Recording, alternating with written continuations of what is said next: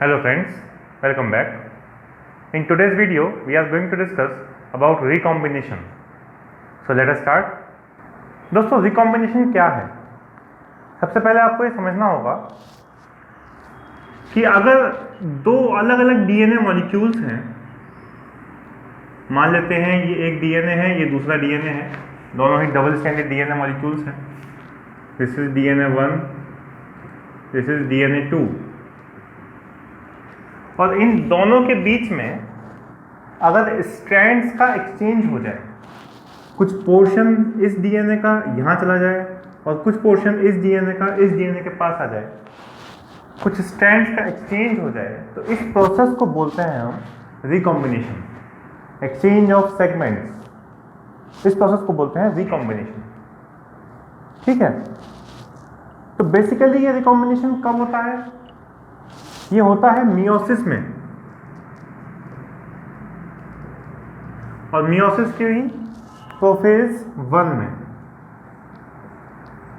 अगर आपको मियोसिस के अलग अलग स्टेजेस याद हों तो इसके अंदर दो स्टेजेस होती हैं. फर्स्ट स्टेज जिसमें प्रोफेज 1, मेटाफेज 1, फिर एनाफेज 1, फिर टीलोफेज 1, और इसके ठीक आगे चल पड़ता है सेकंड, इसी की सेकंड सीरीज यानी कि prophase 2, metaphase 2, anaphase 2 and telophase 2. तो ये बहुत सारे स्टेप्स होते हैं एक के बाद एक. और meiosis is basically reductional division.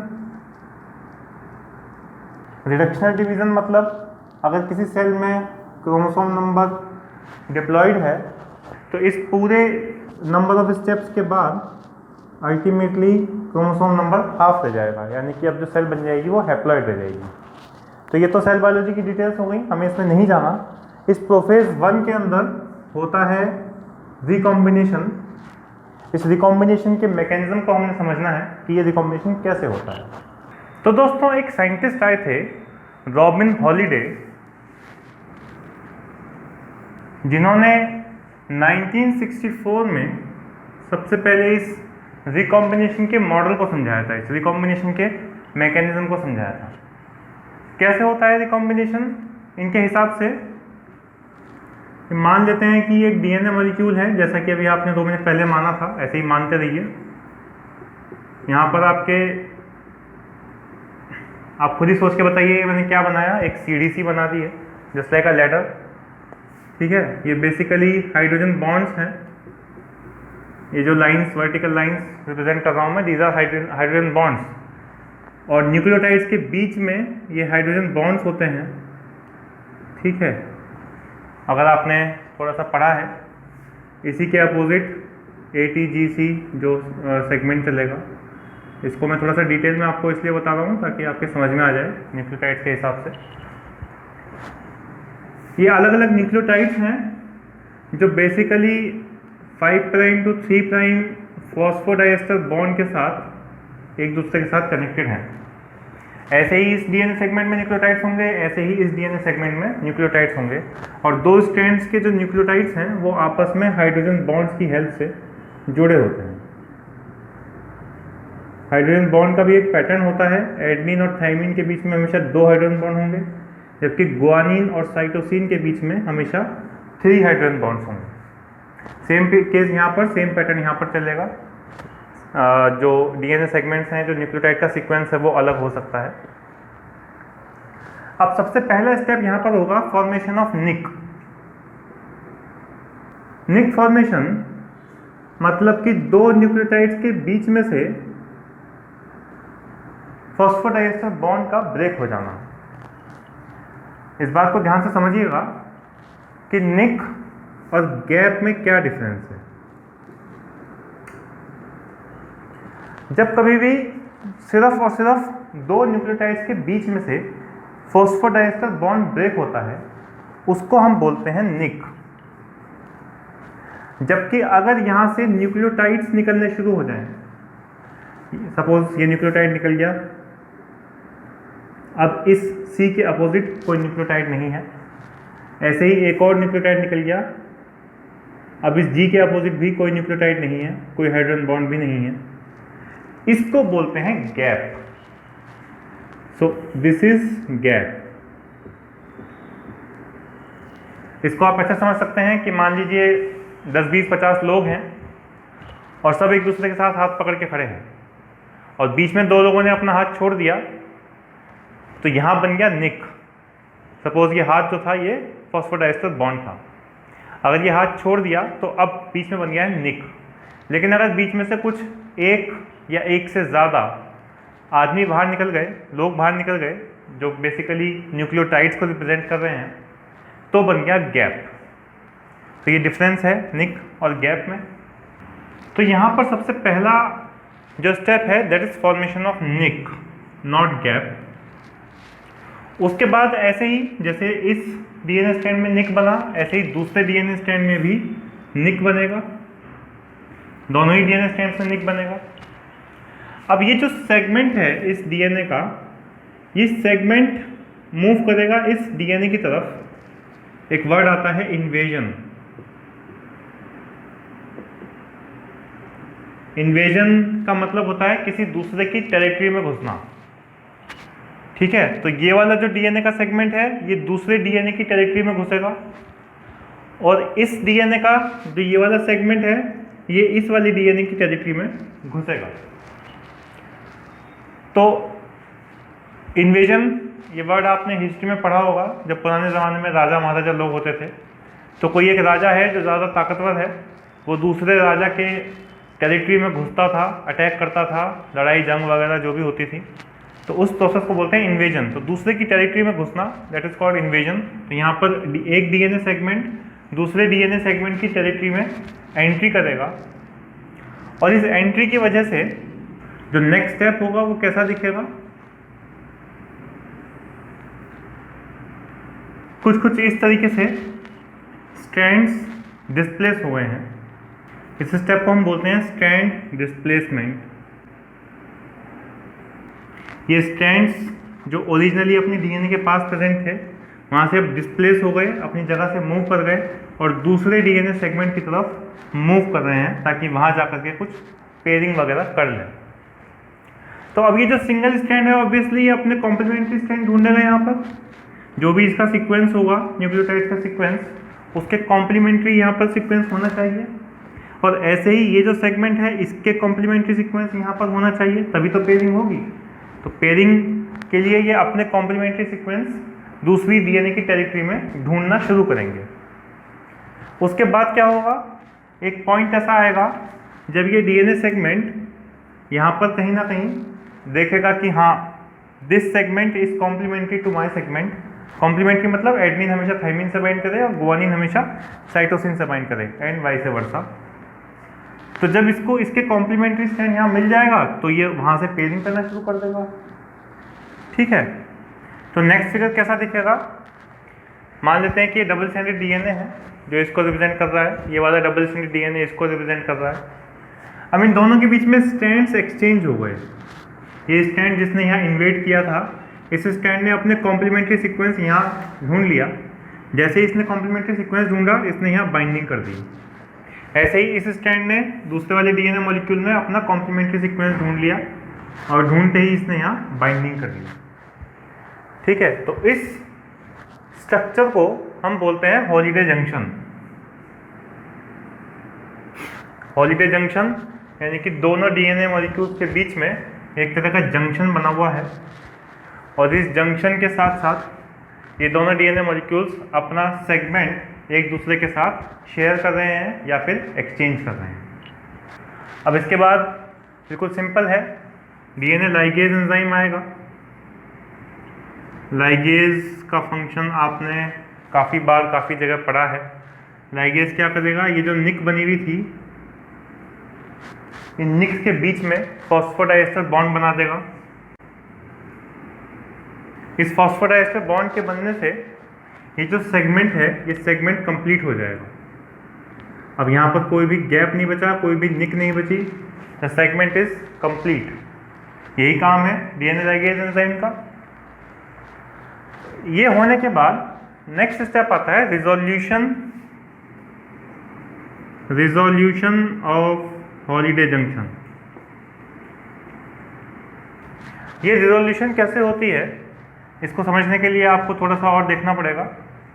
इस फिगर में थोड़ा ध्यान से देखिए, जिस डीएनए सेगमेंट में एक्सचेंज हुआ है या जिस डीएनए सेगमेंट का एक्सचेंज हुआ है उसको उन्होंने स्ट्रेट करके दिखाया है, और जो DNA segment as it is था उसमें इन्होंने हल्का सा बैंड दिखा रखा है। यानी कि अगर आप इस फिगर से उस फिगर को कंपेयर करेंगे जो मैंने आपको अभी दिखाई, इस फिगर में क्या फ़र्क है, ये जो डीएनए का स्ट्रैंड है ये एक्सचेंज नहीं हुआ, ऐसे ही इस वाले डीएनए में ये वाला जो स्ट्रैंड है ये एक्सचेंज नहीं हुआ। तो मैंने इस डायग्राम में ये वाले जो सेगमेंट्स हैं, ये वाले जो स्ट्रैंड्स हैं जो एक्सचेंज नहीं हुए, मैंने उनको स्ट्रेट लाइन की तरह ड्रॉ किया है, और जो सेगमेंट एक्सचेंज हुआ है मैंने वहाँ पर बैंड दिखा रखा है। फिगर में दिखाने का तरीका है, वो वाली फिगर जो आपको अभी दिखाई थी उस फिगर में क्या दिखा रखा है, इस वाले स्ट्रैंड में आपको एक्सचेंज जिसमें नहीं हुआ उस वाले डीएनए सेगमेंट को उस वाले डीएनए सेगमेंट में बैंड दिखा रखा है, और जो स्ट्रैंड एक्सचेंज हुआ है उसमें बैंड नहीं दिखा रखा, वो बिल्कुल स्ट्रेट करके दिखाया है। मेरे पास दूसरे कलर का मार्कर नहीं है, नहीं तो मैं आपको दिखाता यहाँ पे ड्रॉ करके, फिर भी मैं आपको दिखाने की कोशिश करता हूँ।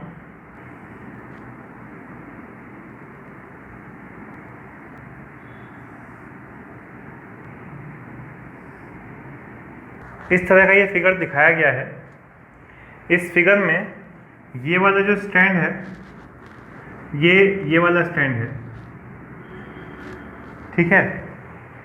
ये वाला जो स्ट्रैंड है जो आधा अपने डीएनए के साथ है और बाकी का दूसरे डीएनए मॉलिक्यूल के साथ है, ये वाला स्ट्रैंड है। मैं इसको हल्का सा डबल कर देता हूँ ताकि आपको थोड़ी सी आसानी रहे।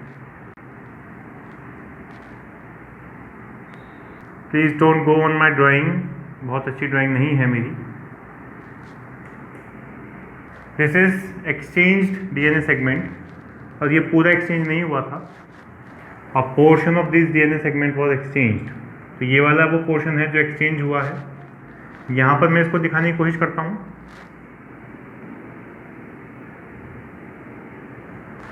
This was the DNA segment जो ये वाला मोटे थिक करके दिखाया गया है।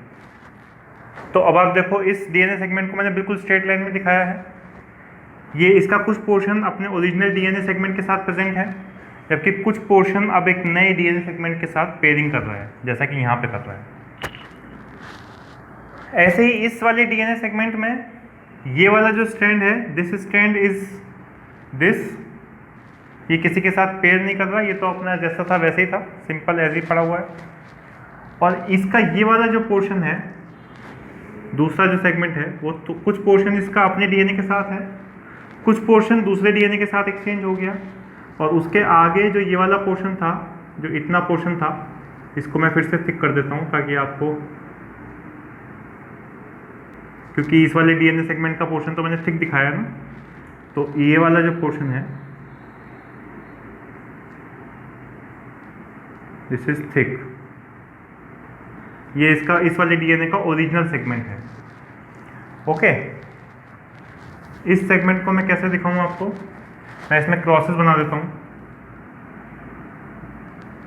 ये क्रॉसेस हैं। क्रॉस का मतलब ऐसा कुछ क्रॉस होता नहीं है, बस मैंने आपकी पहचान के लिए बना रहा हूँ कि इस डीएनए सेगमेंट में ये जो स्ट्रैंड है जो एक्सचेंज हो रहा है, ये बेसिकली ये वाला स्ट्रैंड है जो कि एक्सचेंज हो रहा है। तो ये वाला सेगमेंट इसके साथ एक्सचेंज हो गया।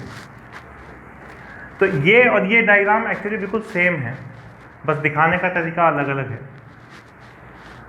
नेक्स्ट स्टेप में हम क्या करेंगे, इस वाले डीएनए सेगमेंट को पूरा उठा के ऐसे इन्वर्ट कर देंगे, या फिर अगर इस वाले डायग्राम से मैं आपको समझाऊं तो इस सेगमेंट को, इस पूरे डीएनए को मैं उठा करके ऐसे करके रोटेट कर दूं। अगर मैं इसको रोटेट कर दूंगा तो ये जो क्रॉसिंग है, ये क्रॉसिंग खुल जाएगी, है ना। दो रस्सियाँ बांध दो और फिर जब उन्हें दूसरे एंड से घुमाओगे तो ये रस्सियाँ अपने आप ही खुल जाएंगी। तो वही चीज़ यहाँ पर है, अगर मैं इस पूरे डीएनए सेगमेंट को रोटेट कर दूँ तो ये जो रस्सियाँ हैं ये खुल जाएंगी। तो खुलने के बाद जो हॉलीडे जंक्शन दिखेगा वो कैसा दिखेगा आपको, इस टाइम आपके स्क्रीन पर है, कुछ ऐसा दिखेगा आपको हॉलीडे जंक्शन। यहाँ पर आप देख सकते हो ब्लैक कलर से एक लाइन दिखाई है कंटिन्यूस, जो बेसिकली नॉन एक्सचेंज पार्ट है डीएनए का, और दूसरी लाइन दिखाई है जो एक्सचेंज हुआ है दूसरे डीएनए के साथ। फिर रेड कलर से एक कंटिन्यूस लाइन दिखाई है, अगेन नॉन एक्सचेंज पार्ट, जो एक्सचेंज नहीं हुआ है, और रेड कलर से एक और लाइन दिखाई है इसी डीएनए का दूसरा सेगमेंट जो बेसिकली एक्सचेंज हुआ है। अब इस हॉलीडे जंक्शन को हमको रिजॉल्व करना है।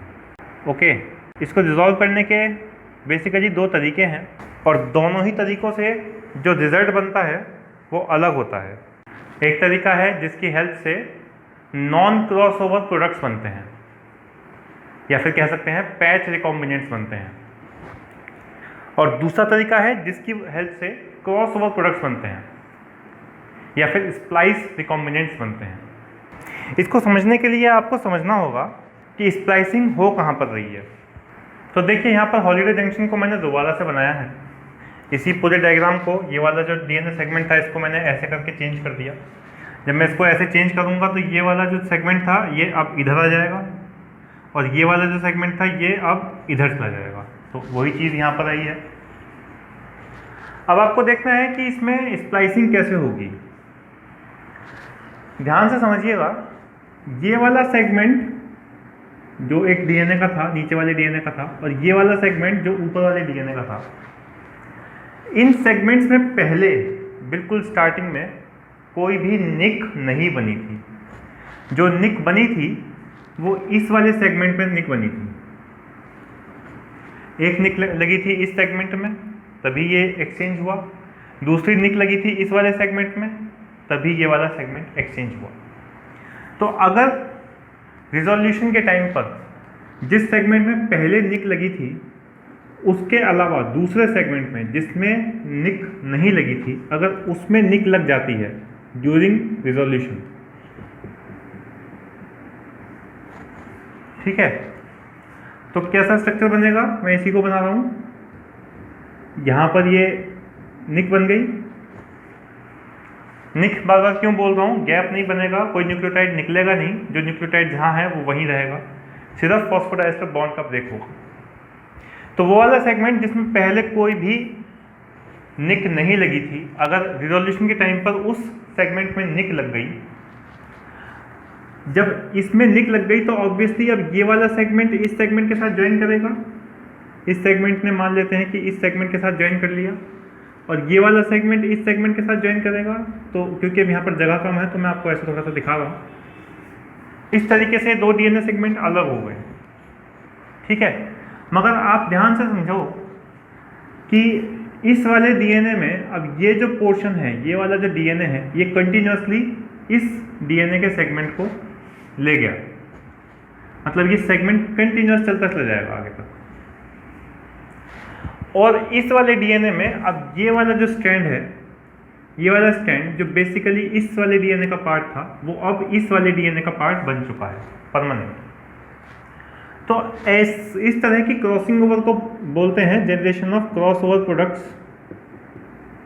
मतलब इस तरह की क्रॉसिंग ओवर से जो प्रोडक्ट्स मिलते हैं उनको हम बोलते हैं क्रॉस ओवर प्रोडक्ट्स, या फिर splice recombinants. Splice recombinants, okay. अगर इसी का अपोजिट हो, यानी कि जिस डीएनए सेगमेंट में पहले निक लगी थी उसी डीएनए सेगमेंट में दोबारा से निक लग जाए, जिस डीएनए सेगमेंट में पहले निक लगी थी उसी डीएनए सेगमेंट में दोबारा से निक लग जाए, तो अब यहाँ से ये वाला पोर्शन सेपरेट हो जाएगा और यहाँ से ये वाला पोर्शन सेपरेट हो जाएगा। ऐसी तो बनेगी निक। तो now this will be connected to this and this will be connected to this, correct. अब इस डीएनए सेगमेंट में सिर्फ एक ये इतना सा पोर्शन है जो बेसिकली इस डीएनए का आया, यहाँ से लेकर के और यहाँ तक। बाकी ये वाला जो पोर्शन था ये इस डीएनए सेगमेंट का अपना पुराना पोर्शन था, यहाँ पर ये वाला स्ट्रैंड और यहाँ पर ये वाला स्ट्रैंड। और ऐसे ही इस वाले डीएनए में सिर्फ इतना सा पोर्शन जो आया है, जिसको मैंने क्रॉसेस से रिप्रेजेंट किया है, वो इसका एक्सचेंज हुआ है। बाकी इसका ये थिक स्ट्रैंड है, इसका यहाँ पर ये फिर से वही थिक स्ट्रैंड आगे बढ़ गया। सिर्फ छोटा सा पोर्शन है जो इस वाले डीएनए सेगमेंट से एक्सचेंज होकर के गया, यानी कि एक कुछ पोर्शन इसका इसमें चला गया और इसका कुछ पोर्शन इसमें आ गया। इस तरह के रिकॉम्बिनेंट्स को बोलते हैं पैच रिकॉम्बिनेंट्स, यानी कि सिर्फ एक पैच आपस में एक्सचेंज हुआ है, पूरा थ्रेड जो डीएनए का लॉन्ग थ्रेड था वो एक्सचेंज नहीं हुआ, सिर्फ एक छोटा सा पोर्शन, एक छोटा सा पैच एक्सचेंज हुआ है, बाकी सब चीज़ें एज इट इज़ हैं। तो इस तरह के एक्सचेंज को बोलते हैं पैच रिकॉम्बिनेंट्स या फिर non crossover products. Non crossover products भी बोलते हैं। तो सिर्फ यही ध्यान रखना है कि जिस टाइम निक उसी सेगमेंट में लगेगी जिस सेगमेंट में पहले लगी थी, तो आपको मिलेंगे नॉन क्रॉसओवर प्रोडक्ट्स या फिर पैच रिकॉम्बिनेंट्स। और अगर उस सेगमेंट में लगेगा निक जिसमें पहले निक नहीं लगी थी, तब आपको मिलेंगे क्रॉसओवर प्रोडक्ट्स या फिर स्प्लाइस रिकॉम्बिनेंट्स। तो दोस्तों आज के वीडियो में इतना ही। आज हमने बात करी हॉलीडे जंक्शन की या फिर हॉलीडे मॉडल की। अगले वीडियो में बात करने वाले हैं double strand break repair model की। एक्चुअली वो वाला मॉडल ही असली मॉडल है। रॉबिन हॉलीडे ने तो एक बेसिक आइडिया दे दिया था कि कैसे रिकॉम्बिनेशन होता है, लेकिन जो नेक्स्ट जो एक एडवांस्ड स्टेप है double strand break repair model, वही असली रिकॉम्बिनेशन का मॉडल है। तो उसकी बात करेंगे नेक्स्ट वीडियो में। फिर मिलेंगे अगले वीडियो में, तब तक के लिए नमस्कार।